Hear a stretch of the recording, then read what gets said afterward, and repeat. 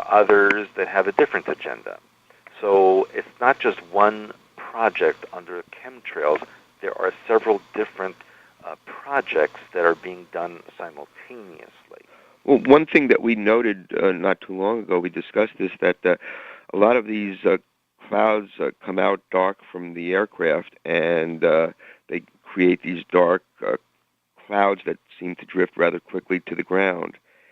And we believe that these are the carbon black operations that we learned about to perturb weather. But we started doing some further research and started getting into researching nanotechnology and nanotubes and the fact that they're made out of these carbon molecules. And we're beginning to see a pattern where we might think that these dark clouds are these tiny man-made created carbon molecules that are going to be able to penetrate our skin and reproduce within our bodies. Well, that's what the Morgellons disease is all about. Right. It has these filaments that come out of the body, and it causes very painful skin conditions. That's all part of that, what you just mentioned. And yes, nanotechnology is a big part of what the future of humanity, at least from Illuminati perspective, has in store. See, that, and the other thing that I observed, and I'd like to bring this up now, is I live right across from where the New York Times printing plant is. They closed the Edison, New Jersey plant, so I'm now looking at the only plant that produces the New York Times. Recently, there's been a lot of problems with the Times and the community board, but recently they just installed these 4 towers at the south end of their property on one of the buildings. And this is very ominous-looking equipment.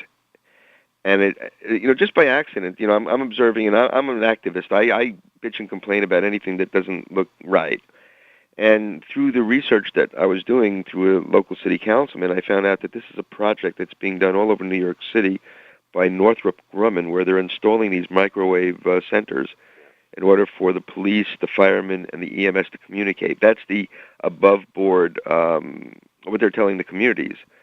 They're also telling the communities that this equipment is safe because it uses low power.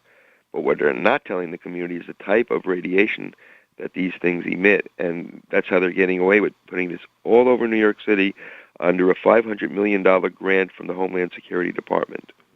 And there's no, other than one local community board that had a chance to review it and then get all the lies and then they approved it, there's been no public review, no environmental impact studies or anything.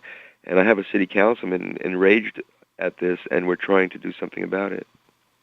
Well, you have to also remember that New York City is being prepared to become a global capital.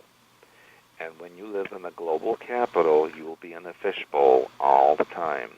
They will monitor every breath that you take. And that's another aspect of what you're seeing develop there. What does that mean exactly? There's a law that's been passed that you can be arrested for what you're thinking. So yes, absolutely, if you're going to live in the global capital, you're going to be monitored every second, 24/7.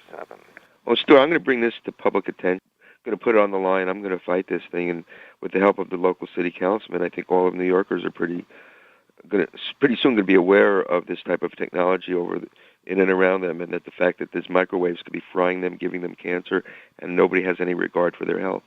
Well, that's an old story, but I will tell you what they will do is to create a situation, an emergency situation, where these towers will have saved the day.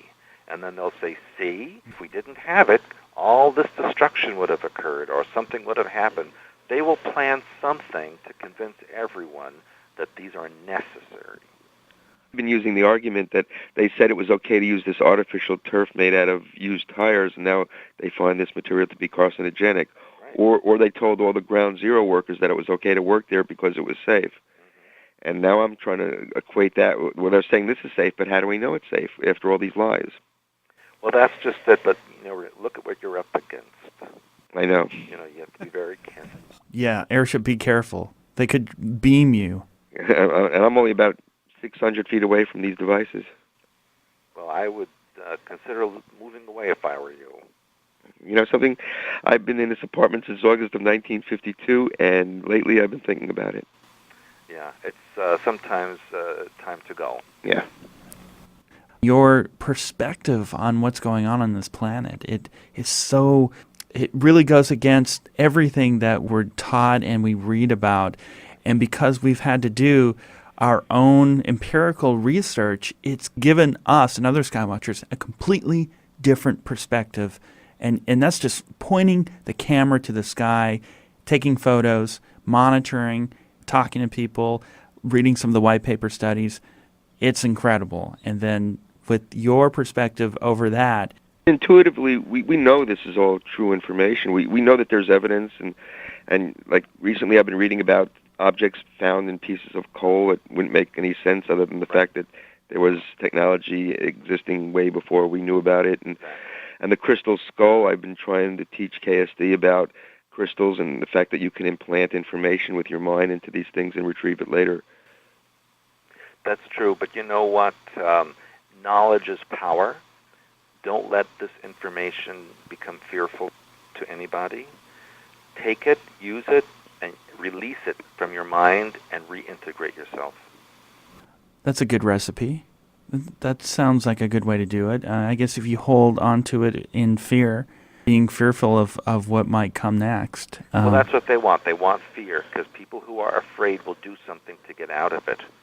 You know, if you're in a room and someone yells that there's a fire, and then someone says, I know the way out, you're going to follow that person, even if they don't know their way out. See? Because fear makes you do everything that they want you to do. Ground and balance yourself. Keep yourself in violet protection, deprogram. There are many tools out there that everyone can do for themselves to change all of this.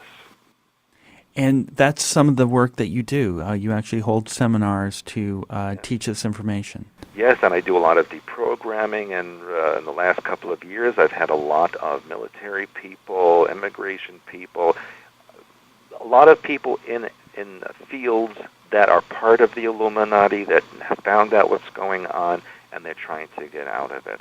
And I work with these people on a daily basis to help them get their minds back to where they should be. So we're very grateful for the work that you do. I could use a lot of help, so people should learn how to do it and teach others themselves. They need to read the books, watch the DVDs, maybe attend a seminar, practice, do it yourself, and teach other people. And you'll work with, I guess, people, you know, when they're ready for it? Well, I get hundreds of emails a day, and I answer every single one of them. And I plus do my consultations and my seminars, so I am busy 24/7. I do the best I possibly can, but, you know, I'm only one person, and I would be wonderful if people out there would learn this.